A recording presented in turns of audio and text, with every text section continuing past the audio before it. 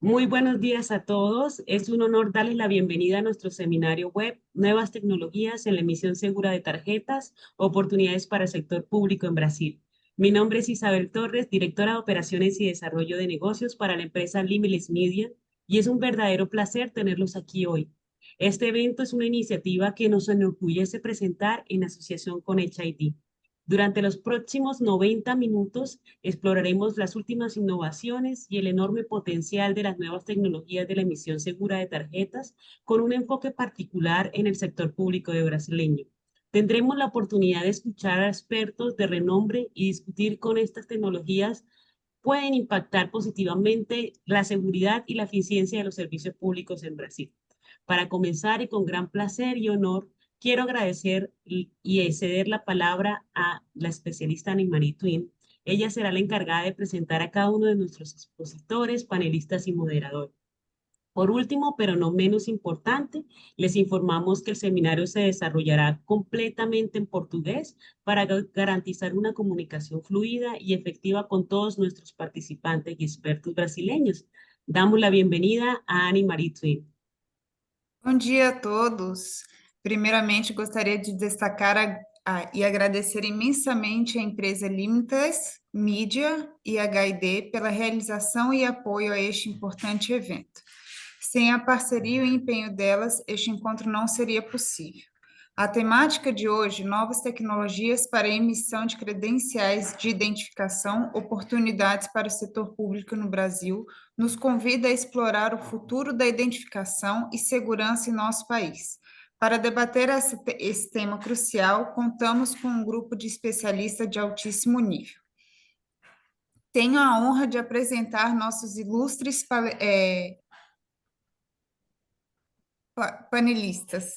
Dimitro Jetman, executivo experiente em gestão empresarial, projetos internacionais e tecnologia críticas, com mais de 25 anos de atuação em setores diversos. Dimitro é graduado em Engenharia Espacial pela Universidade Nacional de Dnipropetrovsk, possui MBA executivo em Gestão Empresarial e Inovação no BI Internacional e formação complementar em Engenharia Espacial pela Universidade de Brasília. Ele atuou na área executiva no âmbito da Alcântara, Cyclone Space e como CEO da Alatra Promotions. Engenharia e consultoria IDES 2GO, conduzindo inovação em saúde digital e transformações tecnológicas. Dimitro é fluente em português, inglês, russo e ucraniano. E sua vasta experiência abrange engenharia espacial, saúde digital, mineração e comércio internacional, alinhando visão estratégica e resultados concretos. Alan de Camargo, subsecretário municipal de Tecnologia e Inovação e diretor do Parque Tecnológico de São Caetano do Sul. Alan é empreendedor e sócio da Prado e Camargo Consultoria de Inovação e Marketing, além de coordenador estadual do Movimento Livres, líder do Renovar BR e membro do Conselho do Brasil Digital. Formado em Publicidade e Propaganda com pós-graduação em Marketing. Ele é especialista em inovação pela Exame Academy e em desenvolvimento de negócios e lideranças pela FIA School. Alan é um entusiasta de empreendedorismo, inovação e cidades inteligentes, com atuação em estudos aplicados para o desenvolvimento de cidades através de ambientes de negócios e ecossistemas de inovação. Débora Nardi, gerente comercial com mais de 10 anos de experiência em vendas, com foco no setor de identificação, definindo e implementando estratégias comerciais eficazes. Débora possui experiência em análise de mercado, identificação de oportunidades de negócio e gestão de canais de revendas com foco em aumento de resultados.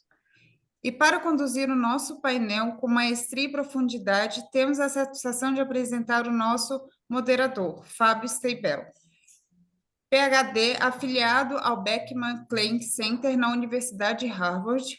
Fábio é Fellow em Governo Aberto pela Organização dos Estados Americanos, com pós-doutorado na Universidade das Nações Unidas, doutorado na Universidade de Leeds e pesquisador visitante na Universidade da Califórnia, San Diego. Ele foi membro do Conselho Nacional de Proteção de Dados da ANPD, consultor do G20 e é diretor executivo do ITS Rio.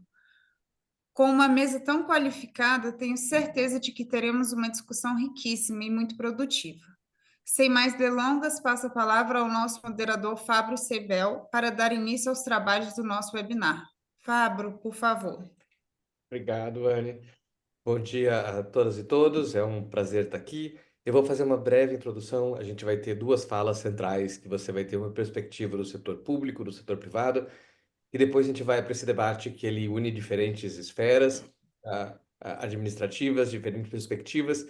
Eu acho que o central aqui é a gente pensar os desafios que associam identidade digital a certificados digitais. Identidade é central para a gente pensar direitos. Se você vai pagar um imposto, se você vai acessar um serviço, se você vai receber um benefício. Em todos esses momentos, você vai ter que se identificar e dizer: eu tenho direito a isso. Esse é o desafio do governo. Ele precisa reconhecer você, aceitar você e prover um serviço, fazer uma conexão. Do outro lado estão os certificados digitais.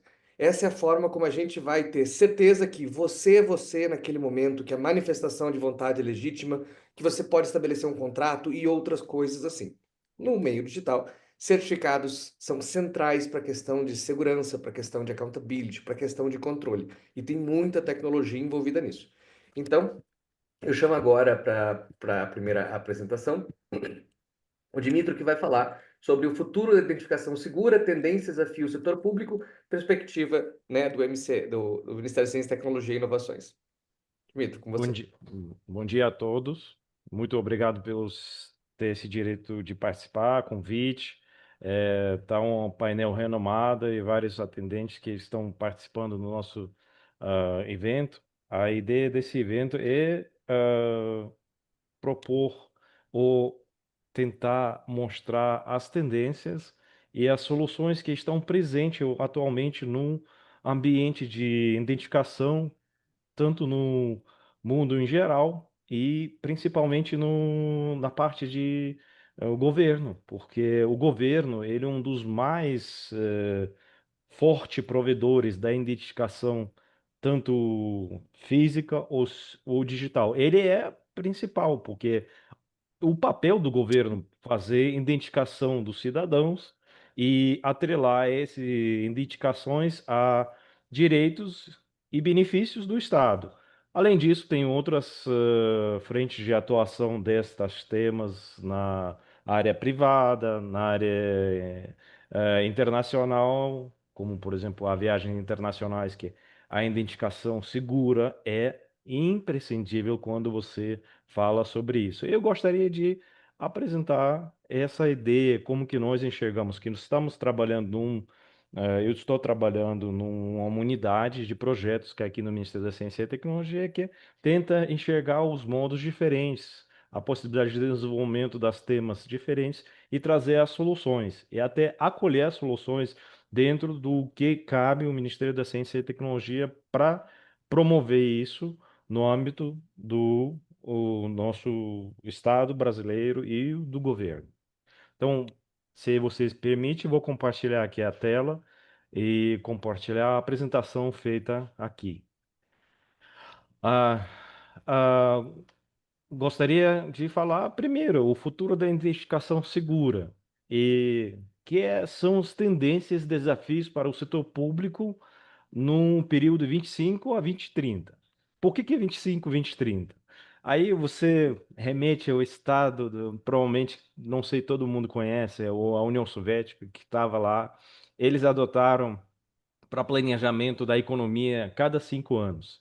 Cada 5 anos, a estratégia do Estado deve ser revista, deve ser remanejada, deve ser alterada, e cada 5 anos você tem esses cumprimentos. E, além disso, nós podemos atrelar isso a uns troca de governos e tal. Então, 3 eixos. Assim, estamos entrando hoje na área de biometria avançada, a autenticação segura com tecnologias biométricas de última geração, identidade digital formada em blockchain, que garante privacidade, integridade de dados com tecnologia descentralizada. E tudo isso é aplicação no setor público, soluções integradas, tais físicos e digitais, porque, como vai ser apresentado depois, as cartões físicas ainda aí vai fazer a parte do mundo de identificação segura por muito tempo. Então, eu vou apresentar aqui. Por que falar disso agora? Por que falar dessa identificação segura? Porque nós estamos entrando na fase de digitalização acelerada. Tudo vira digital. Tudo vira parte de acervo de inteligência que é digital.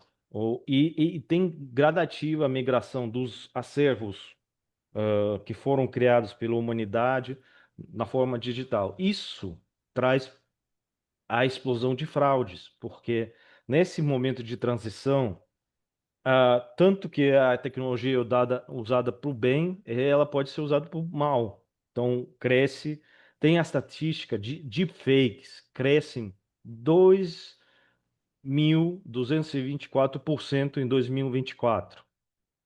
E estamos agora um passo à frente de criptografia pós-quântica e a tecnologia quântica, porque nós, se olhamos no mercado atual hoje, estamos prestes de integrar os sistemas de digitação, de sistemas de informática, sistemas quânticos. A China, por exemplo, ela já lançou várias linhas de produção de computadores quânticos com preços mais ou menos acessíveis. Antes era um projeto do Estado, hoje pode ser um projeto da empresa e pode ser uma coisa que necessita a atenção do Estado, porque é fase de criptografia pós-quântica, ela é necessária para defender a entidade e proteger os dados de todos que foram incorporados nesse sistema. E nesse contexto, aí, identidade é essencial, eixo de inclusão e proteção de dados, como falei. Aí forma-se megatendências mundiais. Por exemplo, no Brasil, carteiras nacionais integradas, que é CNI e GovBR. No governo da Inglaterra e dos Estados Unidos, essas tecnologias AD Wallets interoperáveis. Aparece também essa autenticação sem senha, credenciais verificáveis. E isso tudo faz parte do novos tendências, trends que está prestes de ser desenvolvido nos instrumentos específicos no mundo inteiro. Continua-se biometria on-card, fingerprint on-card para segurança. Uso do credencial de viagem digital, que está sendo adotado em vários locais já. Aeroportos da Finlândia, Reino Unido e Singapura aboliram o check-in físico com passaporte. Hoje é rosto, mas Journey Pass no celular, wired. Aí entra nesse credencial de viagem digital. Como falei, criptografia pós-quântica para proteção futura e existência de fraudes por IAs generativas. Hoje é comum que os sistemas usam, captam, gravam, processam e usam as imagens, eventos. Vamos dar um exemplo. Hoje, nosso evento, se ele é gravado, até tem sistemas de inteligências que podem até analisar, fazer os trends e debruçar o que nós fizemos aqui e dar uns resultados. E se é feito por bem, ele dá resultado positivo, mas se ele é feito por mal, ele é fraude que pode acontecer no processo. Agora, nessas mega tendências atuais, nós temos cenários brasileiros que estão sendo formados. As tendências estão em fase de desenvolvimento, mas provavelmente não vai ter tanto esses resultados por questões de orçamentárias, mas a carteira de identificação nacional é emissão em todos os 27 estados.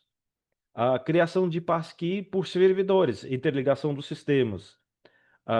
Cartão com biometria, para os benefícios sociais. Inclusive, em 26, está sendo discutido um projeto aqui em Brasília, o piloto DTS para a identificação dos passageiros, para que você não precisa cartão de embarque e seguir aquele credencial de viagem digital. Quais são os desafios nesse processo? Aí o problema de fragmentação federativa. Sistemas públicos dispersos e interconectados. Então, nós ainda temos vários sistemas que estão criados em vários polos e eles não se conversam até 100%. Então, aí, nesse contexto, nesse contexto, é necessário que a fragmentação seja superada. Aí, nesse fase, entra essa parte de fakes sintéticas, que criam riscos de segurança da entidade. E que, inclusive, deepfakes digitais e tal, eles podem ser superados com a possibilidade de uso das identificações físicas que estão operantes. A criptografia pós-quântica que eu já falei, que é desafio estratégico, porque é desafio muito grande, porque nós precisamos fazer transição tecnológica de os recursos atuais para os recursos da pós-quântica. Entra um desafio estratégico muito grande, é proteção de dados, porque conforme as leis, novos decretos, esses sistemas que estão hoje atualmente no país, nós estamos obrigados a fazer conformidade com o LGPD. E para garantir isso, mais tecnologia você aplica, mais assim, responsabilidade você tem.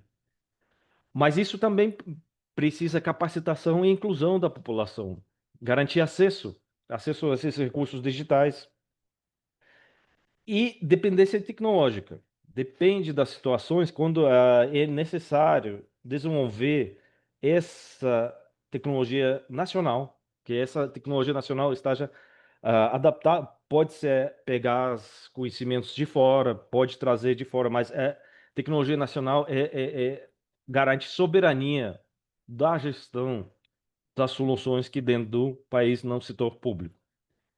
E quais são os roadmap que está sendo vista, como que está sendo fazer, o que o governo está pensando para fazer nesse período 25 a 2030? E pilotos para provar que isso funciona. Laboratórios PQC, porque já está vários projetos para aquisição dos computadores quânticos no governo.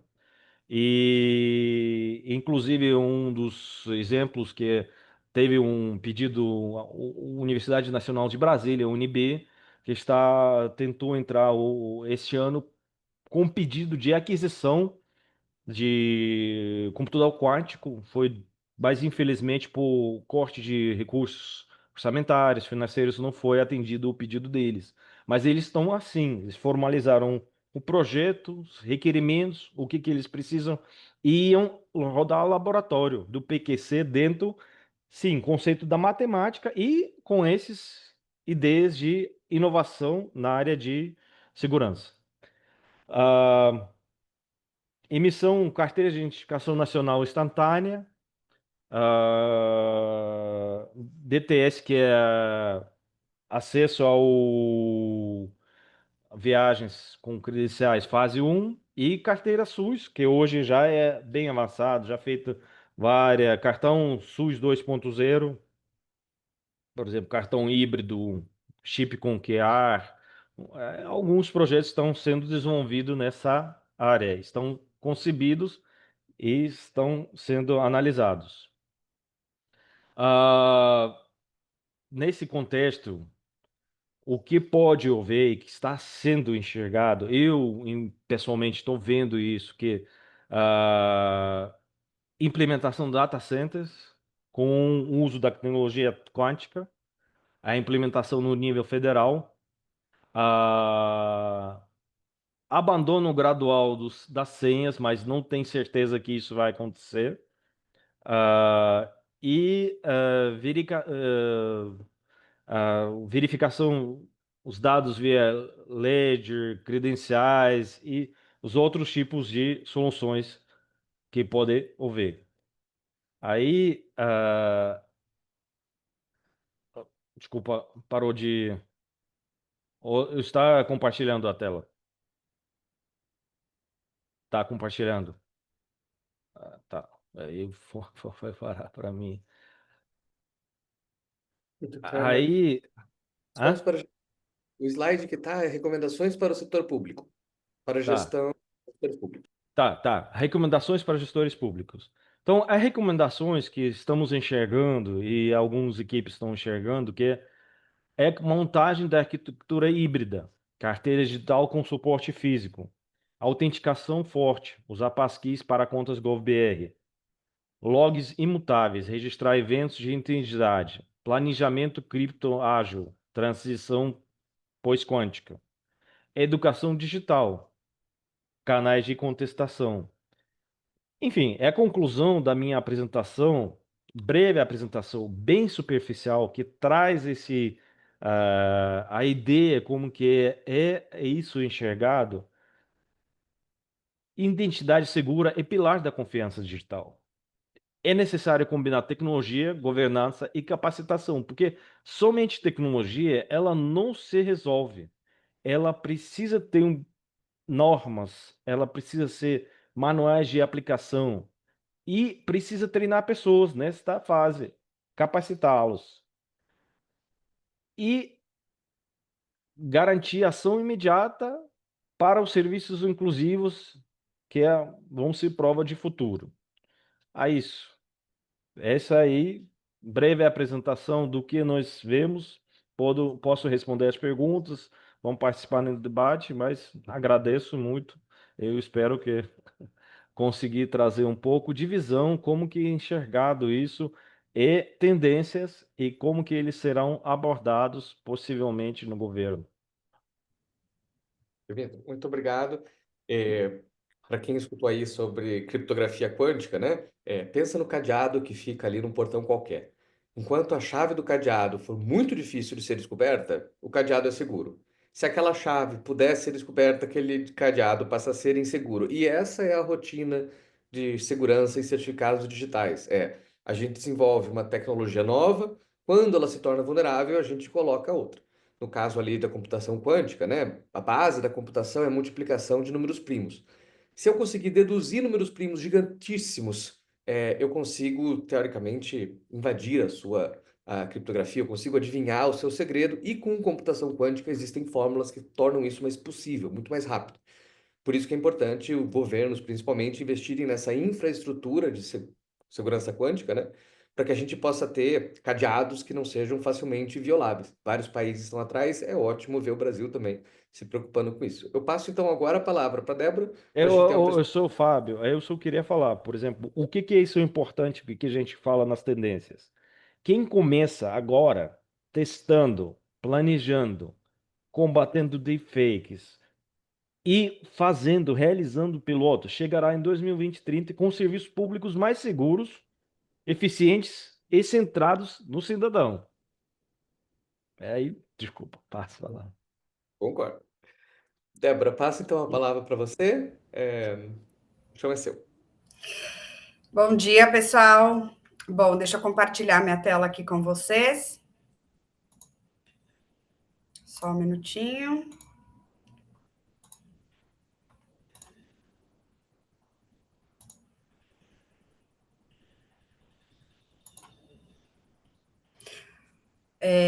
Bom,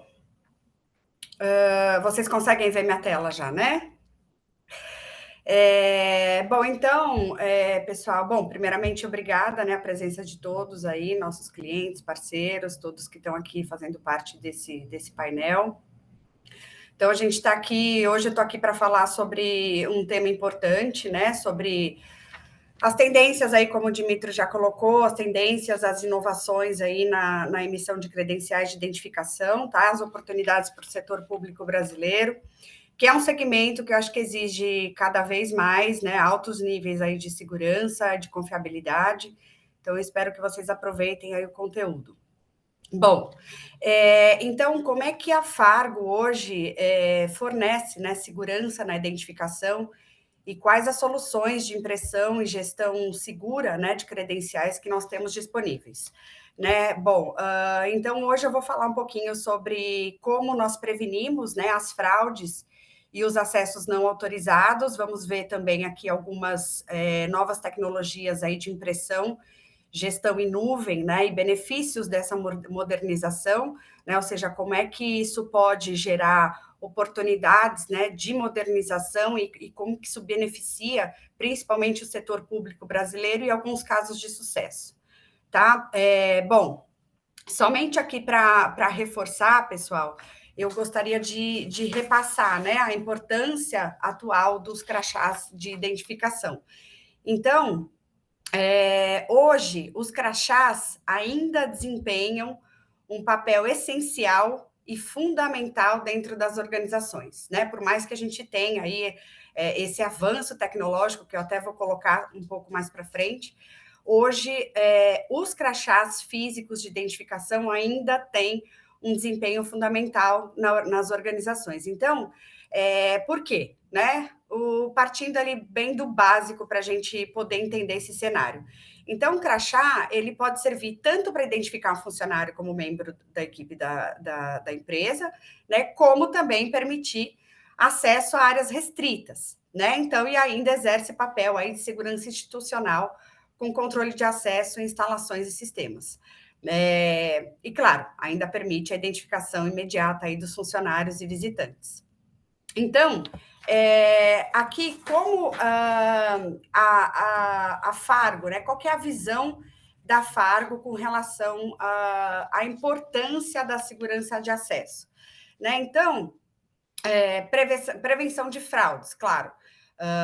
Todos sabem aí que é fundamental para garantir a proteção de pessoas, ativos e dados dentro de uma organização, para garantir também a integridade e a segurança do ambiente, né? Então, a gente tem um dos objetivos aí da grande importância, né, da segurança do acesso é a prevenção de fraudes.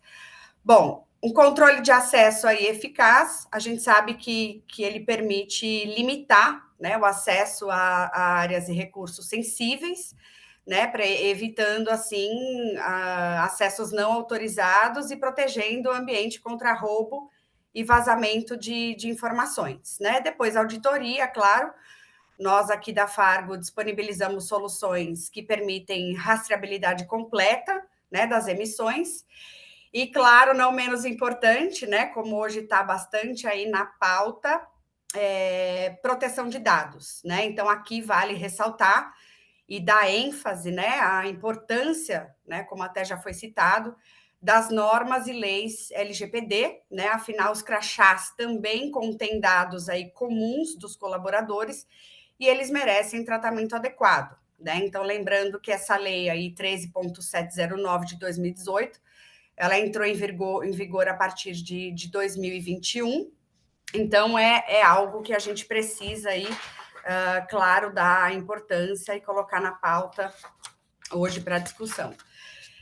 Bom, falando um pouquinho sobre as tendências, né, para a emissão de crachás de identificação para o setor público brasileiro, então a gente sabe que o mercado brasileiro vem passando por grandes transformações aí na área de emissão segura de identificação, e novas tecnologias começam a entrar em cena, né? Então, à medida aí que a tecnologia avança e a sociedade se aprofunda, né, na era digital, os avanços na tecnologia, na autenticação digital e na gestão da identidade, eles estão remodelando a maneira como a gente se relaciona com sistemas de segurança e controle de acesso, né? Então, é uma mudança que afeta muito o mercado brasileiro, principalmente os órgãos governamentais, né, o setor público, que acompanham bastante, aí, como até mesmo o Dmitry colocou, acompanham bastante esse movimento, né, com o objetivo, claro, de otimizar a eficácia do processo e a gestão de identificação, e sempre melhorando, né, garantindo aí altos níveis de segurança e de confiabilidade. Então, vamos ver como é que fica esse cenário. Bom, Digitalização de crachás como complemento à identidade física, né? Então, dentro desse cenário, como é que a Fargo se posiciona hoje? Né? Então, nós sabemos, claro, que a tendência, ela aponta para crachás digitais, né? Até combinados com outras tecnologias de acesso, né? Como, por exemplo, reconhecimento facial, armazenamento em nuvem, né? Em servidores protegidos, identidade biométrica, né, com validação imediata. Porém, nós acreditamos que, né, como um dos maiores fabricantes aí de soluções de segurança do mercado, que os crachás físicos, eles irão sim permanecer ativos ainda por muitos anos, né? Ou seja, coexistindo e se adaptando aos avanços tecnológicos, né? Ou seja, o físico complementando o digital e vice-versa, né? Então, vamos ver como é que isso fica. Então, vamos falar um pouquinho sobre essas tecnologias emergentes, né? Quais os benefícios em termos da inteligência artificial, né? Que é um tema que a gente tem hoje como grande pauta, né? Vamos ver como é que fica isso tudo com relação à gestão da identificação. Então, quais os benefícios que a inteligência artificial ela pode trazer para a verificação e validação da identidade? Então, a identificação ela vai continuar, a gestão da identificação vai continuar a evoluir, porém agora moldada por essas novas tecnologias que estão surgindo, né, nesse cenário atual de inteligência artificial. Então, quais esses benefícios que isso pode trazer para a validação da identidade? São vários, né? Então, por exemplo, o uso da inteligência artificial para verificação da identidade, ela pode auxiliar, por exemplo, os sistemas que a gente tem hoje e as soluções de software na tomada de decisões de forma mais rápida, por exemplo. Né? Então, a gente tem aí, né, através da autenticação biométrica, né? Então, o reconhecimento facial e a impressão digital, ambos garantem que apenas o titular, né, o usuário, utilize o seu crachá, né, sendo que a verificação pode ser feita em tempo real. Aí a gente tem o surgimento da tecnologia blockchain também, né? Então, na tecnologia blockchain, com a validação através de nós, né, os registros de identidade, eles se tornam imutáveis. Né? Então, isso acaba prevenindo falsificação, aumenta a confiabilidade no sistema, né? O blockchain ainda permite armazenamento de identidade de forma segura e ainda permite ao usuário controle total sobre a sua própria identidade. E ainda a gente tem a criptografia avançada, né? Que são aí a gente tem os dados pessoais protegidos, né? Contra acessos não autorizados e violações. Então a gente tem aí uma série, né, de novas tecnologias que vem surgindo, né? E vamos ver agora como é que isso pode, como é que a gente pode utilizar tudo isso, né, da forma mais inteligente possível para a gestão de identidade. Bom, conforme eu comentei um pouquinho no início para vocês, a gente percebe o futuro da identificação de forma híbrida, né? Ou seja, o futuro da identificação corporativa, né? Ele vem para combinar, ele vai acabar combinando o melhor dos dois mundos, né? Ou seja, do físico e do digital. Então, como a gente viu até aqui, todas essas tecnologias que estão surgindo, elas já começam a revolucionar o sistema de identificação, mas isso não significa, mais uma vez, que os crachás físicos vão ficar para trás. Né? Então, a gente tem a fusão perfeita aí do nosso clássico físico, né, com o nosso futuro promissor aí, das novas tecnologias. Então, porque assim, pessoal, ainda existe, né, vários cenários dentro das organizações em que o crachá digital, apesar de toda essa evolução, existem vários cenários em que o crachá digital ainda não substitui o físico, tá? Por exemplo, em áreas restritas de organizações, né, salas seguras, onde ainda não é permitido o acesso com smartphones, por exemplo. E existem também muitos ambientes, né? Existe ainda em muitas organizações e muitos ambientes corporativos, né? Por incrível que pareça, o crachá de identificação, ele ainda é tido como um símbolo de pertencimento do colaborador, né? Então, é isso mesmo. A gente carregar o crachá no peito, por muitas vezes, ainda é símbolo de orgulho do colaborador. Então, a gente ainda vê muito isso, nós aqui como fornecedores, né, desse tipo de solução, a gente ainda vê muito isso nos ambientes corporativos e nas organizações, né? Como símbolo de pertencimento e ainda como forma de identificação visual mesmo, né? Porque muitos ambientes ainda você não consegue. Você pega um hospital, por exemplo, até mesmo um órgão público em algumas áreas restritas, você não consegue ainda carregar o teu celular, né? Como sua identificação. Então, você ainda precisa estar identificado com o crachá físico, né? Mas nesse cenário, surge a Fargo traz, né, como novidade, como avanço tecnológico, ainda considerando esse cenário, por exemplo, plataformas e soluções de gerenciamento de identidade 100% em nuvem, né? Isso aponta aí para um futuro promissor. Eu vou falar um pouquinho mais para frente, e aí a gente consegue ver como é que vai ficar esse cenário e os benefícios que isso pode trazer, tá? Então vamos ver um pouquinho aqui sobre essas plataformas em nuvem que eu acabei de comentar com vocês. Nós da HID, da Fargo, nós contamos com essa plataforma 100% em nuvem, que a gente chama de Fargo Connect, né? É uma forma que a Fargo traz para contribuir com uma tecnologia avançada dentro dessa era de inteligência artificial, né? Então, o Fargo Connect, ele é uma plataforma 100% baseada em nuvem, tá? Para fazer a gestão de impressão de identificação. É uma plataforma que pode trabalhar de forma integrada com todos esses novos ambientes e tecnologias avançadas para emissão de crachás que a gente comentou até agora, né? E como é que essa plataforma em nuvem ela pode beneficiar, por exemplo, os órgãos públicos e os órgãos governamentais, né? O Fargo Connect, ele permite a emissão remota de crachás e permite que se faça todo o gerenciamento do processo de emissão de qualquer dispositivo, né? Então, assim, permite impressão de crachás e credenciais à distância, com todos os dados protegidos por criptografia, né? Ela ainda permite integração com qualquer tipo de sistema que vocês tenham hoje, sistema de controle de acesso, inclusive gerenciamento via smartphone, né? Então, aqui a cibersegurança, como a gente até comentou, é uma das principais prioridades dessa plataforma e dessa nossa solução, tá? Então, esse aparece como um novo paradigma, tá, pessoal?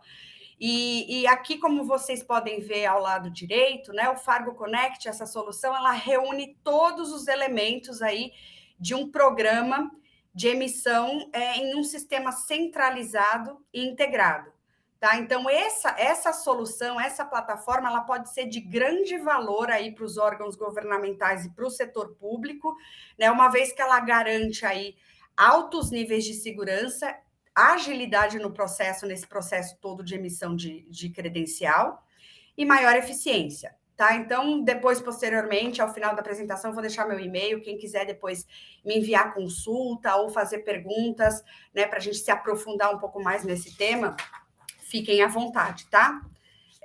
Bom, além disso, né, além dessas plataformas em nuvem, a Fargo ainda conta com um portfólio vasto, né, de soluções aí que podem beneficiar o setor público, né, uma linha completa aí de impressoras e codificadoras de credenciais, né, de cartões.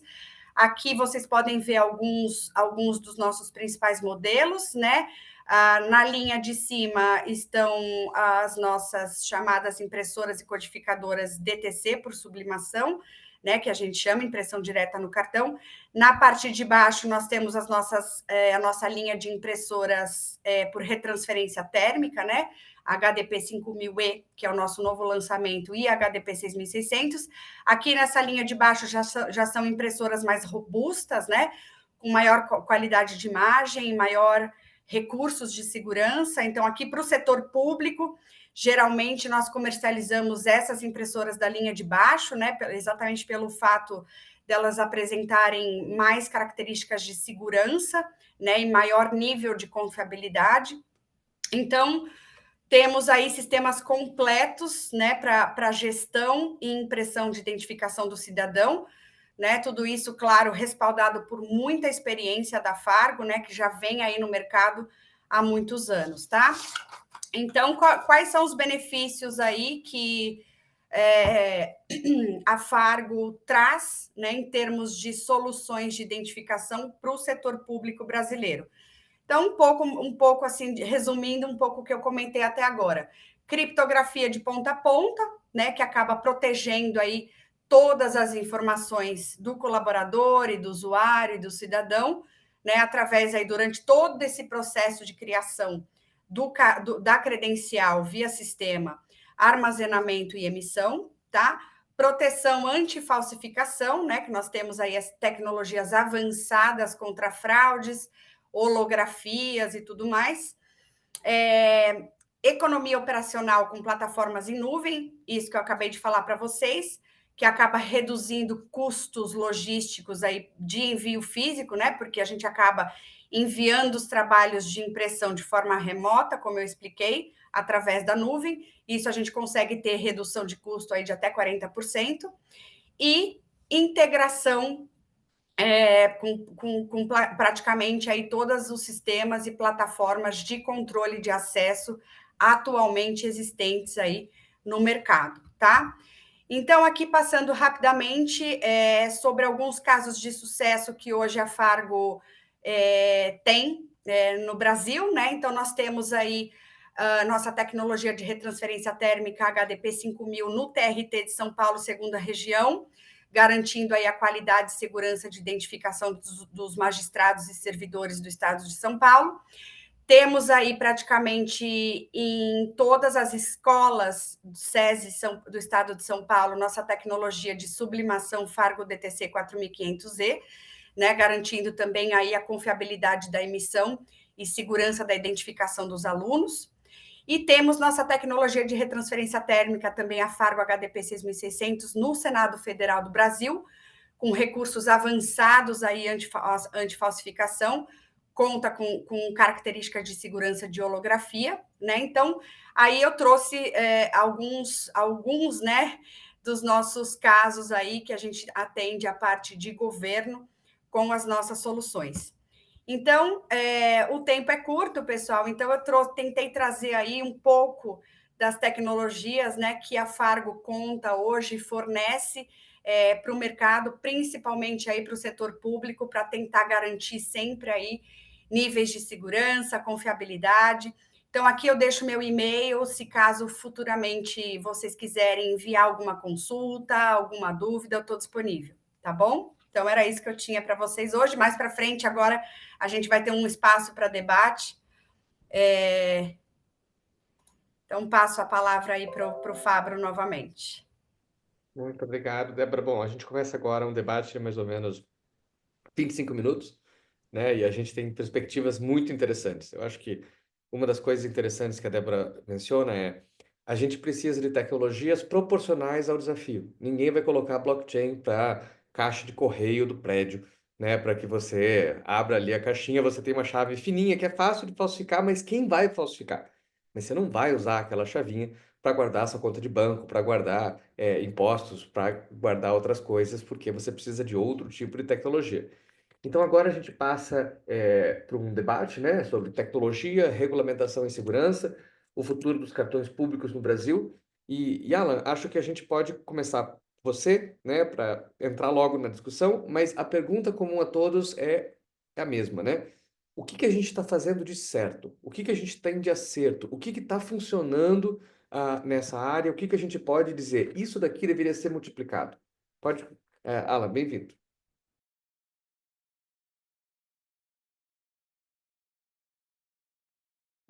Bom dia, Fábio, bom dia a todo mundo. Todo mundo me ouve bem? Bom, primeiro uma honra, um prazer estar aqui participando com vocês desse webinar. Eu tenho muito pouco a falar porque o Dimitri e a Débora deram um show aí, conseguiram trazer muito do assunto. A gente, como poder público na esfera municipal, a gente tem uma visão muito importante do que a gente acredita para essa questão, né, de identificação segura. Eu acho que o Brasil é um país que tem um perfil muito mais aberto a tendências tecnológicas. Acho que a população ela está muito mais aberta a isso do que outras comunidades. Talvez, principalmente o pessoal na Europa, acho que tem uma tendência mais resistente à tecnologia. O Brasil ele salta bem à frente quando a gente fala de inteligência artificial, é o oitavo país que tem mais incidência dessa tecnologia. Então, acho que o Brasil ele tem que construir de acordo com atender a experiência do cidadão. Eu acho que a gente tem caminhado muito bem nesse sentido. O Dimitri trouxe a preocupação da esfera federal nessa questão. Acho que o GovBR é um grande exemplo disso, de como a gente pode ter segurança na informação e agilidade nos processos. Acho que o Brasil caminha bem. Eu acho que é uma experiência muito positiva que tem que trazer acompanhado essa facilidade na experiência do cidadão, mas trazer muita segurança. E eu acho que o principal é a transparência, para que a gente possa ter a informação mais clara tanto para o cidadão quanto para os gestores públicos para tomar a decisão. Então, acho que é um caminho que o Brasil vem tomando de uma maneira muito relevante. Eu acho que a tendência é que isso avance conforme a aplicação vai se dando no dia a dia das pessoas. Alan, perfeito. E acho que a perspectiva da cidade é muito interessante para a gente, né, falar sobre isso. Então, agora, voltando para a para a hora que a gente estava, Dimitro, mesma pergunta. O que que você acha que a gente está fazendo bem? O que que você acha que pode ser escalável? O que que são boas práticas para a gente endereçar esse desafio? Eu uso a minha parte da experiência porque é bom falar do que você experienciou e o que você viveu. Eu vivi um projeto que eu comandava, esse projeto de Belo Horizonte, uma empresa que veio da Áustria e se sediou lá em Belo Horizonte. Essa empresa baseava-se numa solução de saúde para setor de saúde pública. De setor de saúde pública, qual é a solução? Por exemplo, hoje, atualmente, nós estamos trabalhando com vários cartão SUS, DataSUS, vários sistemas que na base de identificação do paciente, eles agregam até prontuário de paciente eletrônico, que faz todo o histórico da pessoa, que pode ser acessado no caso de análise, se for acaso. Mas normalmente isso é a base de dados federal que está sendo usada para ver como que a saúde está andando no país. E a solução que foi proposta pela empresa trazer uma solução até física que no sentido de que colher parâmetros fisiológicos e tudo isso seria agregado num aparelho e esse aparelho transferiria esses dados para a nuvem e nuvem passaria isso tudo para a DataSUS. Então, nesse contexto, se você fala em identificação do paciente, cartão SUS, a CPF usando como a base para agregação, eu acho que o Brasil é muito, muito, muito, muito avançado nesse ponto, porque essas soluções já estão até prontuário de paciente, hospitais privados, eles estão subindo. Há espaço para melhorar. Há margem para melhorar o conceito. Como falei, cenário de aplicação no Brasil no tecnologias futuros é saúde cartão SUS 2.0. O híbrido, que é chip com QR, e que sincroniza o prontuário paciente verificando biometria no ponto de atendimento, e isso daria ainda mais agilidade no atendimento, no marcação dos exames. Isso traz muitos avanços nesse contexto, quando falo como que a entidade está funcionando nas soluções digitais no país. Eu acho que isso é um dos exemplos de boa aplicação e bom andamento que está sendo realizado aqui dentro do Brasil. Além disso, é o futuro que você. Eu não vou falar GovBR, porque GovBR é conhecido muito, mas um caso específico, por exemplo, pontual: saúde da ponta, e é o seguinte, que a ponta, se você pega cria esse cartão digital que poderia ser inserida no leitor e na hora de fazer exame, porque a solução, por exemplo, trazida, ela faz agregação dos exames, manda avaliado pela inteligência artificial, aponta alguns pontos para o médico absorve isso, faz seu laudo em cima disso, e pode até isso dar escalabilidade de atendimento no SUS para trazer o paciente que é muito no interior do Brasil, muito, que não tem hospital, por exemplo, necessário, mas você começa na ponta e o médico faz, não, eu quero esse paciente aqui, na cidade tal. Isso fazendo toda a integração da ponta da pessoa física no local dele, da casa, até o agente público do município pode ir na casa da pessoa e fazer colher esses, como se fala, iniciais para verificação, fazer check-up. Isso é um dos exemplos onde está funcionando, onde está sendo desenvolvido bem essa parte. Integração prontuário-paciente, cartão. Eu acho que vai melhorar alguns pontos. Não, perfeito. Eu sou mega fã do GovBR há anos. Mas para quem não sabe, né, o Ministério da Saúde fez um belo trabalho de telesaúde ali com a região norte por uma dificuldade simples, né? O médico não chega, o hospital não chega, você tem hospital em barca, você tem ali dificuldades que são muito atípicas. E nesse cenário, você associar dados ao paciente, a privacidade do paciente é essencial. Como é que você vai fazer um controle de epidemia se você não tiver dados do que está acontecendo, por exemplo, com um vírus, uma bactéria, alguma coisa assim? Então, nesse processo de telesaúde, que o Brasil ali está, é realmente um benchmark internacional, a questão da identificação e da certificação, ela é essencial. Senão, você não tem a confiança que o sistema precisa e o cuidado para aqueles dados sensíveis da saúde. Muito legal. Débora, então, passo a pergunta para você. O que que você acha que o Brasil tem feito de certo? O que que são boas práticas, benchmarks que a gente deveria estar expandindo aqui?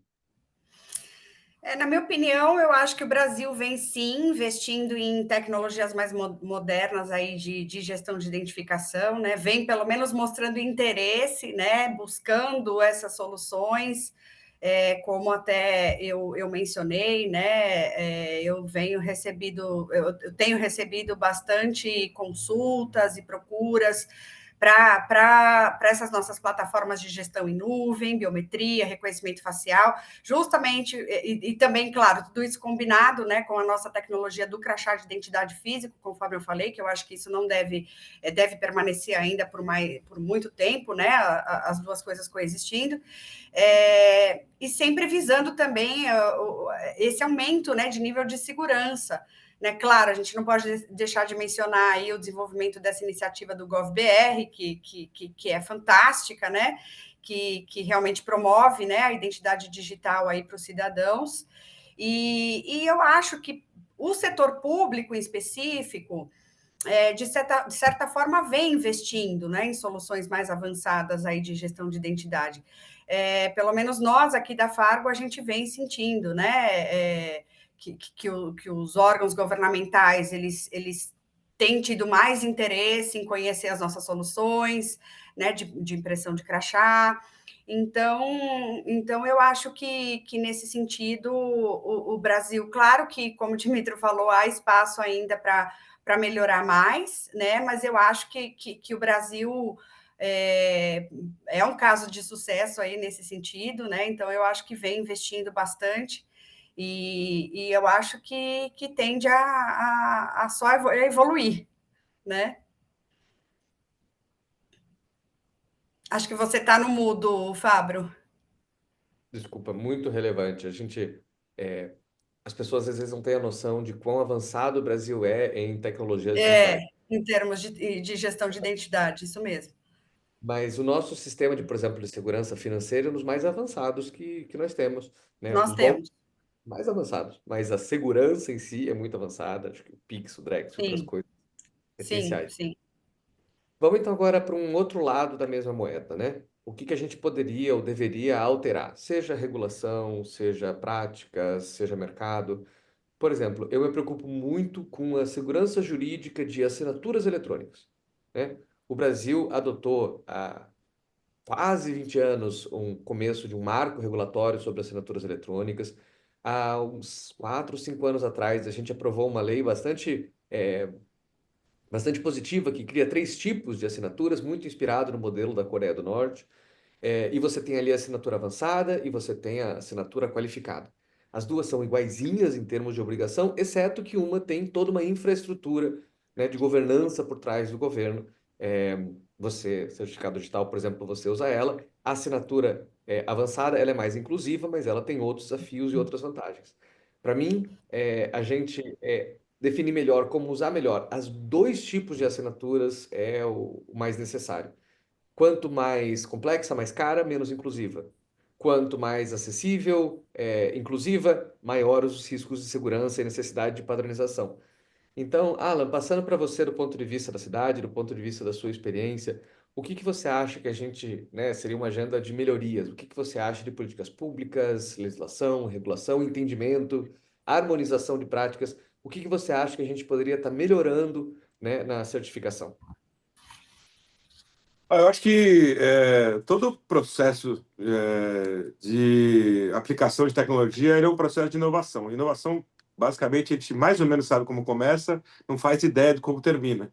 E é um investimento que tem que ser feito, tanto pelo poder público quanto pela iniciativa privada, para que a gente possa trazer maior segurança, maior agilidade, processos mais bem definidos para essa identificação, para essa relação seja com o cidadão, seja na iniciativa privada, com o cliente, com colaboradores. Eu acho que essa relação ela tem que ter um investimento em desenvolvimento, pesquisa. E aqui em São Caetano do Sul a gente fez uma aplicação que acho que faz muito sentido, é trazer a iniciativa privada para pensar soluções para cidades, e a gente implementou o sandbox regulatório, que é um ambiente de prototipagem, onde a gente facilita que as empresas possam pensar soluções inovadoras para aplicação, tanto no mercado privado quanto no mercado público, para que o mercado público possa consumir isso, aplicando no seu dia a dia, tirando de frente algumas regulações que impedem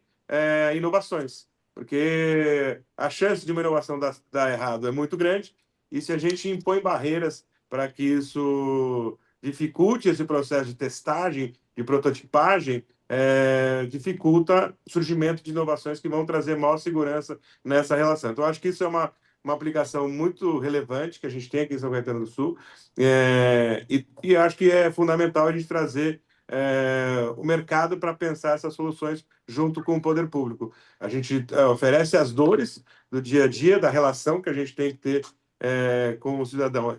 É uma relação, como você mesmo falou, Paulo, tem que ser uma relação mais facilitada, mas essa relação facilitada ela gera uma diminuição na segurança.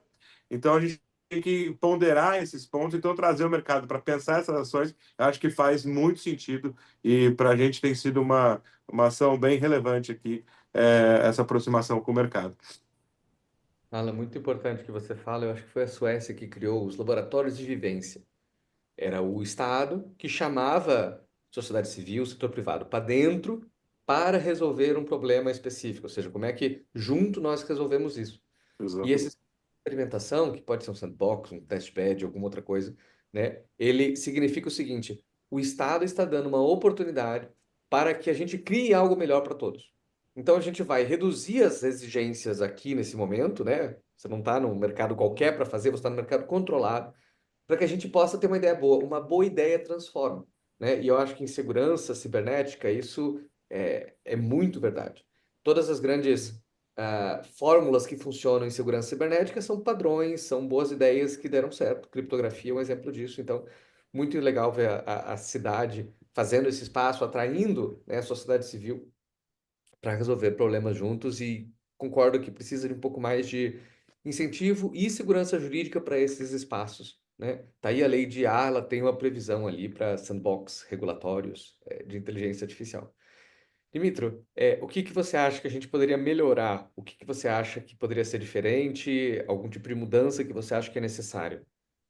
Eu acho que existe uma lacuna nesse contexto de, como se fala, de vez em quando a tecnologia ela é lançada no mercado para atender os dores, e ela é lançada de vez em quando como um startup, uma ideia, um bom entendimento para que ela avance. Ela pega e espalha e faz todo esse processo de envolvimento da população geral. A parte de sendo no ministério, eu acho que tudo precisa ser tudo regulamentado, tudo regrado. Aquelas lacunas que se encontram na fase de aplicação das novas tecnologias, seria necessário de adicionar os regulamentos para alinhar padrões técnicos, por exemplo, criar grupos interministeriais para que, junto com sociedade civil, aonde poderia ser debatido esses assuntos e criar um padrão que atende à sociedade, governo, o Estado, e aonde, como se fala, fica mais claro. Não fica no gray zone, aquela zona de cinza, que você, tá, pode, não pode, tal. Quando tudo tem até manual. Não tem problema, isso aqui tá. A lei, ele escreve já, ele já determina, mas de vez em quando a capacitação, mão de obra, ou capacitação das pessoas específicas é necessário para que essas soluções tenham sua aplicação sem falhas e fica mais eficiente nos locais. Então, por exemplo, melhorar esse conversa entre os órgãos e os setores que criam essa tecnologia. Sei lá, criar um conselho da tecnologia digital do Brasil. Vamos supor isso. Aí, isso é uma viagem, é o Dimitri que está falando na área desse aqui. E alinhar os padrões técnicos, nesse caso. Lançar de programas, startups e tudo isso faz parte, que acho que o governo pode participar mais proativamente nessa parte. Muito importante, acho que o Brasil ele tem um dos diferenciais do Brasil no G20 foi a governança de dados, né? Para quem não sabe, o Brasil tem infraestrutura nacional de dados ainda, e dados abertos, e você tem ali quase 15, 20 anos ali de expertise em como coletivamente melhorar a qualidade e a disponibilidade de dados, e é um desafio que fica cada vez mais evidente, né? Ali nos preparos, a gente estava falando ali com o Alan, por exemplo, do desafio da cidade, do município. Ele faz um cartão, mas ele vai ter dificuldade se esse cartão ele conflita ou não com a esfera federal, se esse cartão se conecta ou não a outros serviços, é um aplicativo, é um site, tudo isso são baseados em padrões, em uma governança ali bem feita, permite a gente fazer essa harmonia e fazer simplificar as práticas para que diferentes atores possam aproveitar disso, né? Débora, mesma pergunta para você. O que que você acha que poderia ser diferente? O que que a gente tem que melhorar? O que que você acha que a gente precisa de mudança para esse setor? Eu acho que ainda, conforme a gente, que eu havia falado, eu acho que ainda há bastante espaço, né, para melhorias. Hoje, se você pega, por exemplo, o setor público, principalmente, ainda tem, eu falando como empresa fornecedora de segurança, né, fabricante de solução de segurança, nós temos processos licitatórios, né, de aquisições bem complexos, né? Então, isso muitas vezes até dificulta, né, a aquisição dessas novas tecnologias. Então, acho que isso precisa melhorar um pouco. Eu acho que, claro, para que o Brasil possa fazer todo esse investimento, né, em tecnologia mais avançada, cada vez mais existe também uma certa adequação orçamentária, né, que a gente precisa, claro, estar atento a isso. E eu acho que Também é necessário aí, eu acho que eu vejo a necessidade também bastante de parcerias público-privadas, né, para que a gente possa, para que isso possa ser colocado em prática, esses investimentos, as implementações, né, e algo que eu vejo, 2 pontos que eu vejo bem relevantes, é a adequação também do cidadão, né? A educação, na verdade, não é nem a adequação, o movimento de educação do cidadão para poder utilizar de certa forma essas tecnologias, né? Porque muitas vezes a gente impõe esses avanços e traz essas tecnologias e o próprio usuário não sabe nem utilizar, né? Então eu vejo a necessidade também desse movimento de educação, né? De treinamentos, né? Tanto para aqueles que operam o sistema, quanto para aqueles que vão se beneficiar da solução, né? E eu acho que, por último, também ainda o Brasil precisa se adequar melhor a essas leis e normas LGPD, né? Porque eu acho que isso ainda representa um grande desafio, né? Porque a LGPD aí ela estabelece diretrizes rigorosas, né? De armazenamento, processamento de dados, enfim, e eu acho que ainda muitas empresas no Brasil ainda não estão em conformidade total com essas leis e normas, né? Então, eu acho que ainda isso representa um grande desafio aí. Eu acho que em todos esses pontos o Brasil pode melhorar. Não, 2 pontos importantes, né? Letramento digital e higiene cibernético, né? É um desafio. Isso. A gente teve ali a fraude do INSS e a gente entende a dificuldade que é, né, o letramento digital para evitar isso. Do ponto de vista do Estado, né, você colocar um reconhecimento facial super rigoroso, você vai esbarrar nos celulares mais simples, que às vezes não tem a profundidade da Claro. câmera, que às vezes não tem a qualidade da imagem para fazer, né, aquela qualidade de imagem. Por outro lado, você tem também a questão do letramento digital, de que é mais fácil de você aplicar um golpe na pessoa, você enganar ela, fazer um desbloqueio sem ela perceber. É difícil dela saber que tem que controlar os dados pessoais, por mais que não seja fácil. E eu acho que a LGPD na Europa, ela levou 10 anos para começar a ter efeito de ser implementada, ela não é rápida de ser feita ali, é uma regra nova, mas eu fico muito feliz que ela é tipo o Código do Consumidor, assim. As pessoas nem sabem Com direito, tempo, mas as pessoas leva tempo. contam. Então, tá aí a NPD, né, Autoridade Nacional de Proteção de Dados, com uma consulta aberta sobre reconhecimento facial, o que pode e o que não pode, né, super importante. Então, passamos agora para a última pergunta, que eu acho que é aquilo que toca as pessoas, é o caso real. Em 2018, a gente fez o evento GovTech Brasil, a gente trouxe o primeiro-ministro da Estônia, né, para falar sobre identidade digital na Estônia, né, o X-Road. A gente também trouxe um dos desenvolvedores do Aadhaar, que é o sistema da Índia.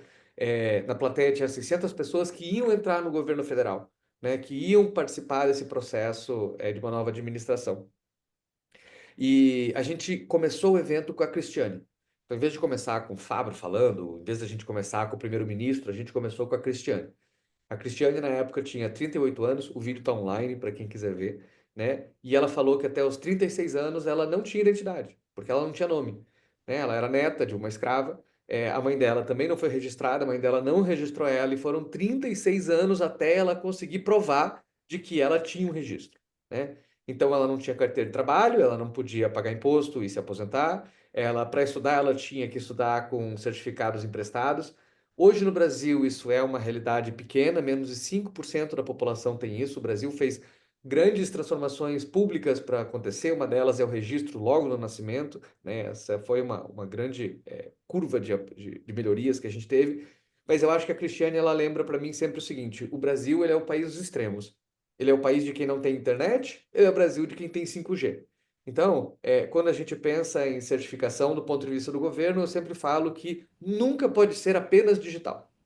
Sempre tem que ser primeiro digital, porque o digital é escalável, é inclusivo, é verificável, mas nunca só digital. Você tem que ter um guichê ali, porque vai ter alguém que, por uma necessidade de especial, por uma dificuldade, alguma coisa, não consegue acessar ali.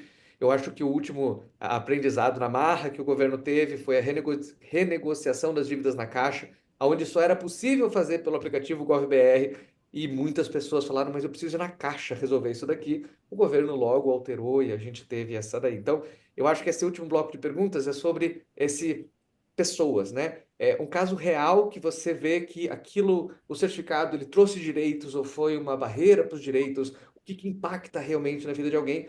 Alan, acho que podemos começar contigo. Você tem uma história muito interessante, né? Que é o serviço de refeições, né? Acho que ali a gente teve ali uma primeira experiência, mas que experiência da cidade você, em São Caetano, você traria para realçar essa importância de certificado para pessoas?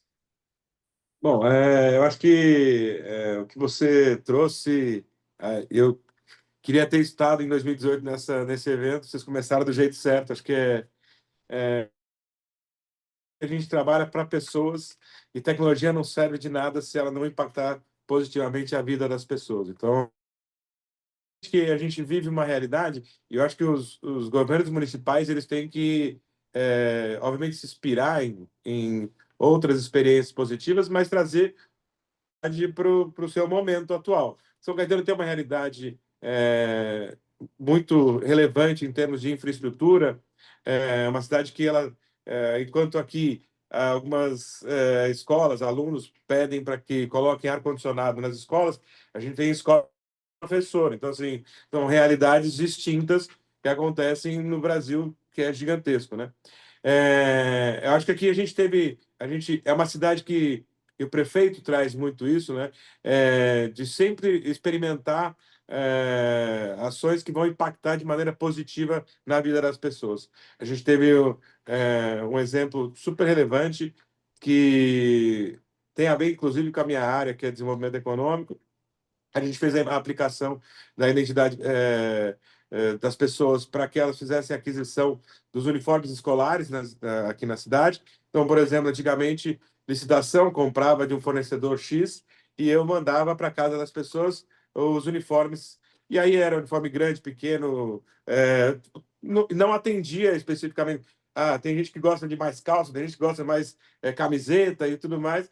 E a gente conseguiu implementar aqui uma solução super bacana que a gente oferece dentro de uma plataforma, de um app, as pessoas, e aí voltando para a nossa realidade, a gente tem uma população em São Caetano extremamente conectada, então a gente desenvolveu um app que oferece um voucher, um valor, credenciamos 70 estabelecimentos na cidade que são atendidos por esse voucher. Então, ela cria essa identidade do aluno, vinculada ao pai. Então, o pai tem 2 filhos, 3 filhos, ele vai nessa loja, nesse fornecedor aqui da cidade, e ele vai lá e compra de acordo com a experiência dele. Ah, meu filho é mais alto, mais magro, mais gordo, quer calça.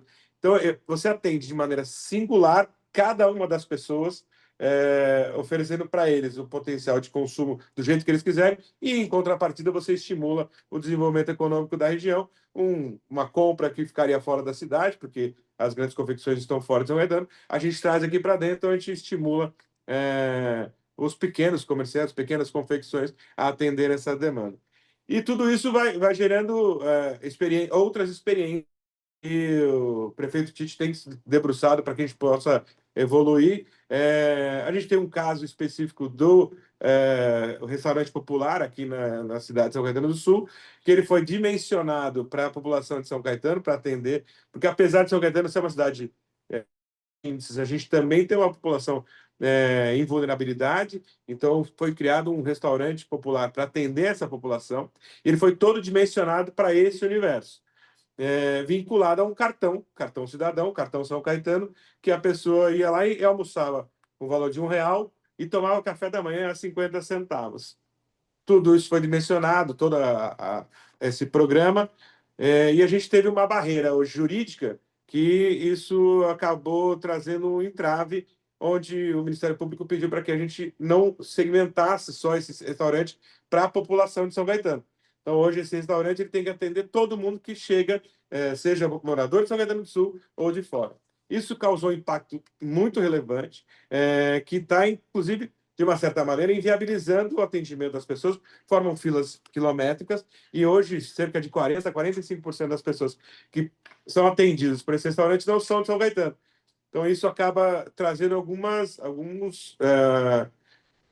dificuldades, mas eu acho que isso faz parte do jogo. Eu acho que se a gente não testar, se a gente não validar, se a gente não tentar trazer soluções com base nessas experiências, a gente nunca vai saber se vai dar certo, se não vai dar certo, se isso vai funcionar. Então, a gente está, neste momento, desenvolvendo políticas públicas que façam essa relação de individualização do cidadão.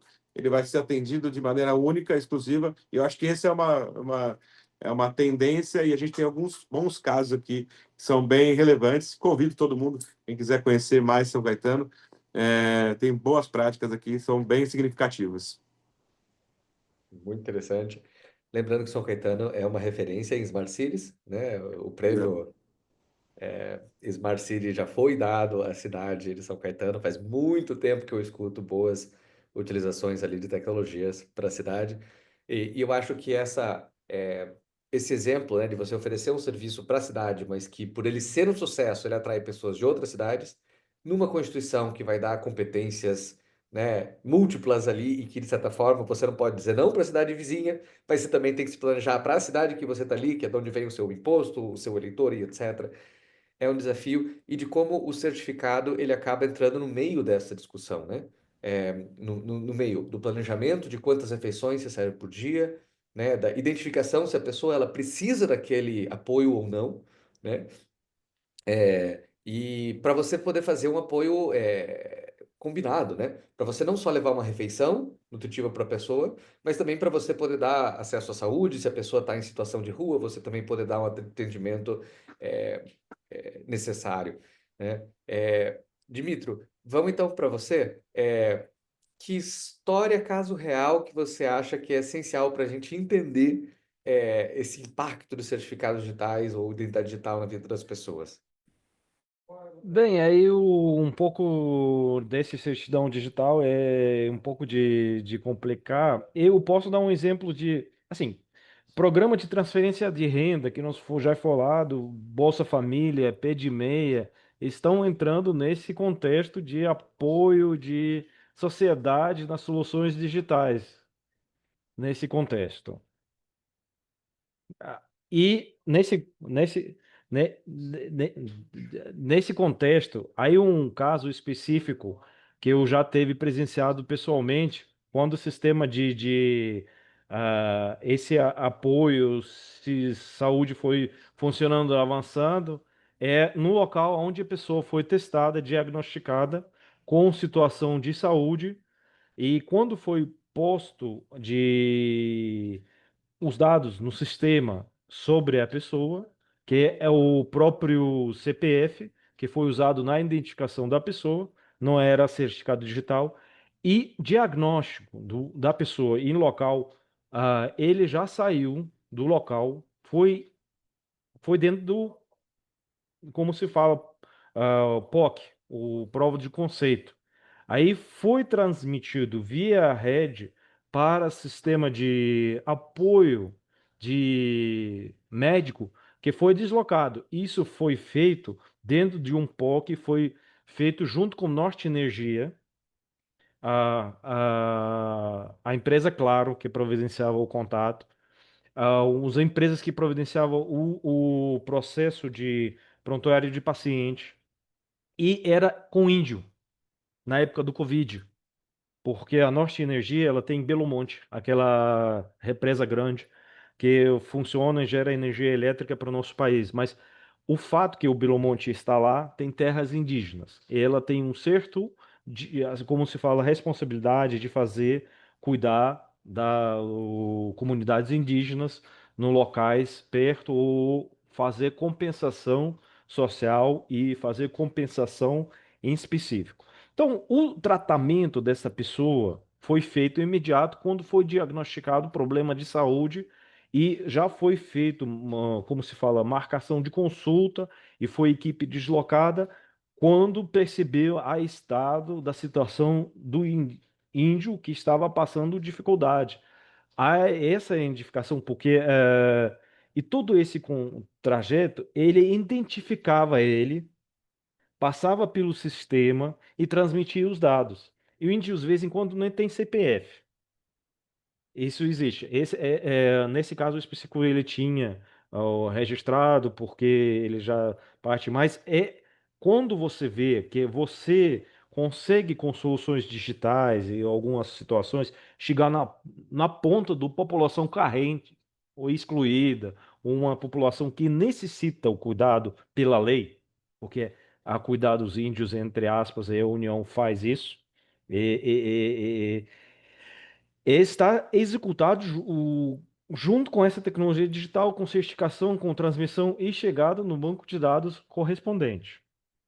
Isso é um caso específico que convivi e você tem interoperabilidade de vários sistemas, que transmissão de dados é feito via esses, como dentro do LGPD e via conforme as regras e conforme a identificação tal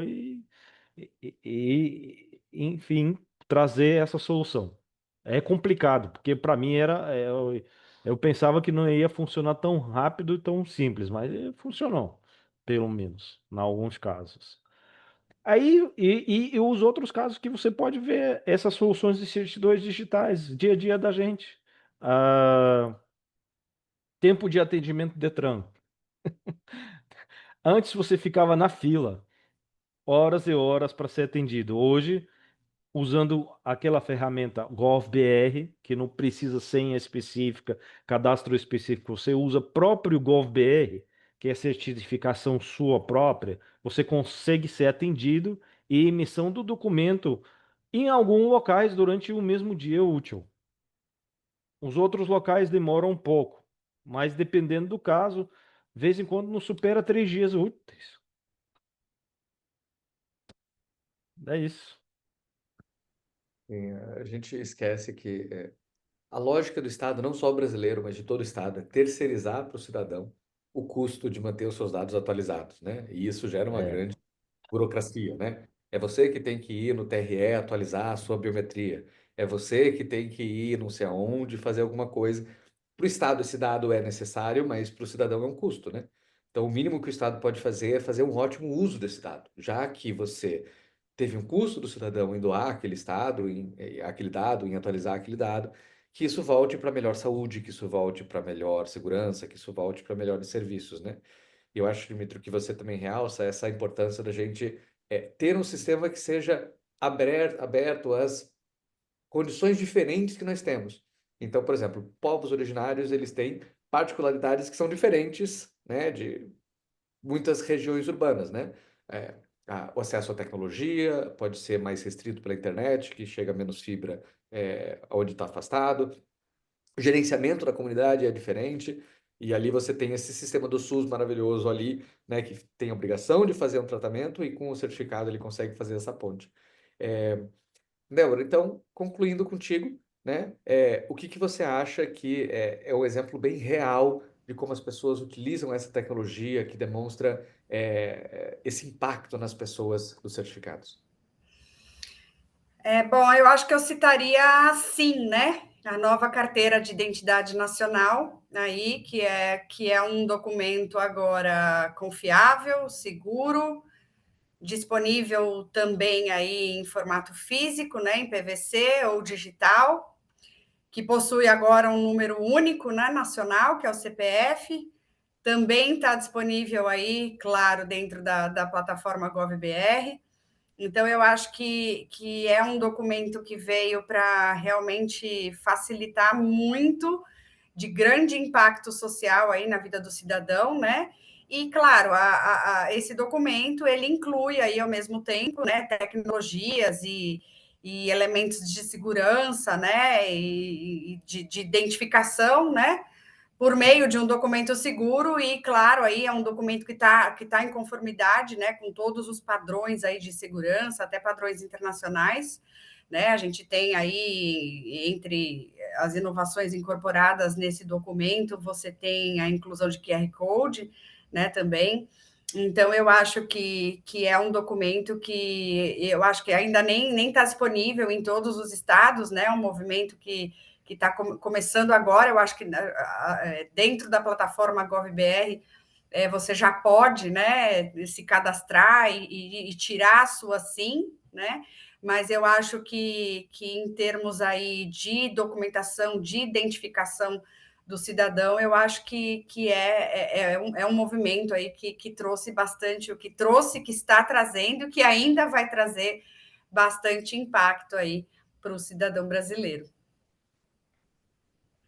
Eu acho que é isso. Bom, gente, estamos chegando aqui ao final, né, do webinar. Eu acho que conseguiu aqui cobrir diferentes perspectivas e diferentes pontos. Espero que tenha tido vários casos que vocês se relacionam. Essa é uma área de muitos desafios, mas também de muita, muita razoabilidade para acesso a direitos, né? Acho que tem um elemento de tecnologia, mas tem também um elemento jurídico de acesso a direitos muito central. Talvez para a gente passar por uma fala super rápida, assim, né? Uma mensagem que você gostaria de destacar, um convite que você gostaria de fazer para as pessoas, né? Alguma coisa que você gostaria que as pessoas soubessem. Vou passar então uma fala super rápida, só de fechamento de cada um de vocês, para a gente encerrar. Alan, o que você acha que as pessoas deveriam lembrar? Que convite você gostaria de fazer a elas? Bom, eu queria, na verdade, acho que convidar as pessoas a refletirem esse tema que foi super relevante. Queria parabenizar todos os organizadores desse evento. Fantástico esse painel. Aprendi muito, acho que assim, talvez tenha contribuído menos do que eu aprendi, mas foi muito relevante, muito legal. Queria parabenizar a Isabel, o carinho que ela atende a gente, o convite, como ela fez toda a mediação desse evento. Agradecer a Anne, você, Fábio, pela sua condução. Perfeito, você é um gigante, já sou seu fã, não te conhecia, mas agora já virei seu fã. A Débora e o Dimitri, agradeço por ter compartilhado com esse painel. Acho que esse é o melhor exercício que a gente pode fazer no desenvolvimento de soluções para o nosso país. Tá disposto a discutir, a conversar, a pensar soluções que vão melhorar a vida das pessoas no final do dia. Acho que é isso que a gente precisa fazer.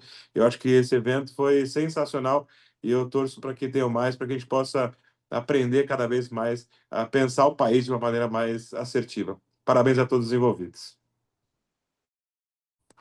Obrigado, Alan. Dimitro, uma fala final, um convite final rápido para as pessoas? É simples. Eu espero que o Brasil consolide-se como referência global, identidade soberana e serviços públicos de confiança, com participação e com eventos organizados parecidos com o ES. E que o Brasil inova, testa, faz pilotos e que, como se fala, nós realizaremos aquilo que nós pensamos. Feito também desejo. Débora, um convite final que você gostaria de fazer às pessoas? Eu gostaria de agradecer, né, claro, a participação de vocês aqui, né, a disponibilidade, a oportunidade para nós, né, como fornecedores aí dessas soluções de segurança. É muito importante ouvir as necessidades, as dores, né, dos nossos clientes aí, né, desse segmento, né, que é tão importante para nós, dos órgãos governamentais. Então, trazer isso para um debate, para uma discussão, para a gente é muito importante. Então, convido a todos, se quiserem depois saber um pouco mais das soluções de como a Fargo HID pode orientá-los, direcioná-los com relação à aquisição dessas novas tecnologias, né, para benefício aí, tanto corporativo quanto do próprio cidadão, né? Então, e agradecer mesmo, claro, a organização desse evento, né, a Isa, que organizou isso realmente com tanto carinho, com tanta atenção, né? E convido todos aí, se quiserem fazerem consultas ou tirarem dúvidas, eu deixei meu e-mail, meus contatos. Convido a todos também, se quiserem, dar uma olhadinha no site da Fargo, da HID, para dar uma olhada em todas as soluções que a gente tem, que a gente pode apoiar. Estamos aqui abertos, disponíveis para conversar com vocês, porque o objetivo é único, né? É sempre oferecer aí novas tecnologias, mais segurança e beneficiar a todos, né? Débora, muito É obrigado. isso. Anny, quer dar uma palavra final antes da gente encerrar?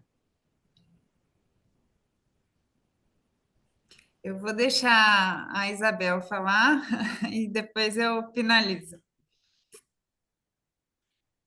Do you listen to me, right? Yes? No. Yes, yes, yes. Okay, Yes. okay, perfect. On behalf of Limitless Media and HID, we extend our sincerest thanks to all of you, our valuable audience, for joining us today. Your participation and keen interest are truly what makes events like this possible. And a special thank you goes out to our distinguished speakers. Your profound knowledge, insightful perspective, and the engaging way that you share the latest in the new technologies in secure card for the public sector in Brazil were the heart of this session. We are confident that the expertise you shared will resonate deeply with everyone who turned it. Thank you once again, and everyone, for your time and participation. We look forward to see you next time. Isabel, muito obrigado. Anny, muito obrigado. Bom, agora, em horário exato, britânico, terminamos o webinar. Agradeço a todos e os contatos nossos estão disponíveis. Qualquer dúvida, entre em contato. Um grande Muito abraço. obrigada e uma boa semana para todos. Obrigado. Obrigada. Obrigado.